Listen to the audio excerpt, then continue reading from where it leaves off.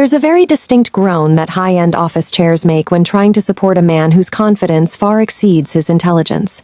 It sounds like a dying wail echoing through a glass conference room, and that precise noise was the background music to my nightmare. I sat across from our new director of operations, watching him use a laser pointer to dismantle 15 years of my hard work.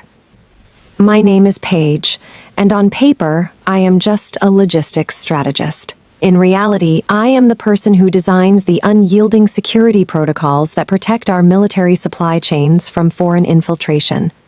The man holding the pointer was Vance, a corporate climber who wore expensive suits without ties and spoke fluent jargon. He tapped my primary security diagram hard enough to leave a smudge on the screen, calling my life's work legacy drag.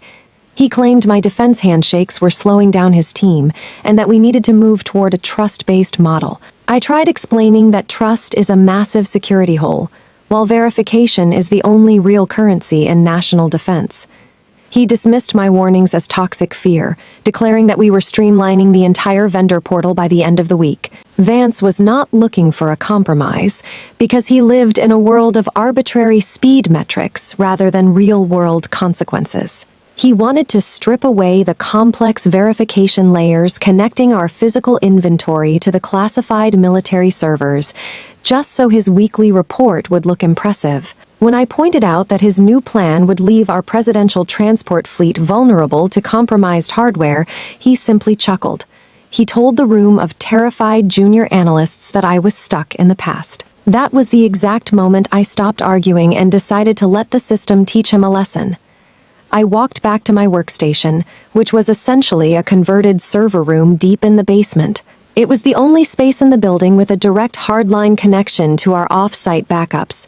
My assistant, Maya, followed me inside, her hands trembling as she asked if Vance actually understood what he was deleting. I told her the truth, which was that Vance saw safety protocols as simple speed bumps. Instead of fighting his terrible decisions, I spent the afternoon archiving every single email where he ordered the removal of security gates, building a bulletproof paper trail. By Thursday morning, Vance unleashed his new streamlined model, completely stripping our infrastructure of its protective layers. He replaced our rigorous background checks for delivery drivers with a basic web form and fired our head of chemical storage for asking compliance questions. I watched from my monitor as he handed control of critical medical cold chains to an untrained intern. He even revoked my administrator privileges on the procurement network, thinking he had successfully locked me out of the building. But he did not realize I had built the house, and I knew where every hidden back door was located. I used an invisible monitoring port I had coded years ago to observe the incoming data stream in real time. It did not take long for disaster to strike. Around noon, an urgent red warning flashed across my terminal, signaling an unverified shipment of navigation chips originating from a known foreign shell company. Vance had manually overridden the system security filter to buy cheap components from an unvetted offshore supplier. Those chips were flagged for containing backdoor surveillance hardware, and they were scheduled to be installed directly into military aircraft. I marched into Vance's office, interrupted his video conference, and told him exactly what he had just done. Instead of panicking, he leaned back in his chair and accused me of being paranoid. He claimed he had vetted the vendor himself through a basic website review, prioritizing cost reduction and 2-day delivery over national security. When I demanded that he recall the shipment immediately, he refused, stating he would not ruin his track record over my boogeyman fears. He then ordered me to stand down and hinted that my position was being eliminated. That was the absolute point of no return. I looked him dead in the eye, confirmed that he was taking personal responsibility for bypassing federal security protocols, and walked out. I went straight to my desk and submitted my immediate resignation, explicitly citing his verbal orders in the document. I packed my personal items into a small cardboard box, handed my physical keycard to a smug Vance, and walked toward the parking lot. As I drove away from the facility, I knew it was only a matter of time before his total ignorance brought the entire operation crashing down. By Friday night, the structural breakdown was already in full swing. Maya texted me that the inventory software was mistakenly labeling jet fuel as drinking water, and Vance had instructed workers to put sticky notes on the storage tanks to fix it.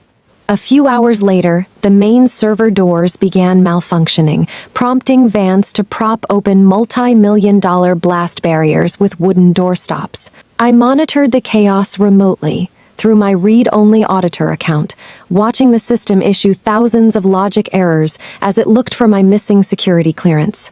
When Vance attempted to force delete my core defense script on Saturday morning to clean up his error log, the mainframe interpreted his action as inside sabotage. The system immediately triggered its internal lockdown sequence, dropping the building into complete darkness before red emergency strobes began flashing. Massive steel blast doors slammed down throughout the facility, trapping Vance and his weekend staff inside. The automated protocol severed all outside network connections, jammed cellular signals, and directly alerted the highest levels of military command at the Pentagon. Within 45 minutes, armed military police breached the facility's side doors with thermal torches and secured the building. General Vance was dragged into the primary conference room, sweating profusely and babbling about system glitches, only to be confronted by a 4-star general on the main video screen. The general coldly informed Vance that his unauthorized override had introduced foreign espionage hardware into a federal supply line. Vance tried to blame my legacy code, but the general shut him down instantly, revealing that his actions constituted major security violations. Vance was stripped of his authority and escorted off the premises in handcuffs, facing serious federal charges and the complete destruction of his career. Shortly after the arrest, my personal phone rang, and the general himself asked me to take over the entire security operation under a direct defense contract. I returned to the facility on Tuesday morning to find the Agile banners gone and the military presence restoring order. I sat down at the main terminal, typed in my credentials, and watched as the blast doors lifted, restoring full protection to the network.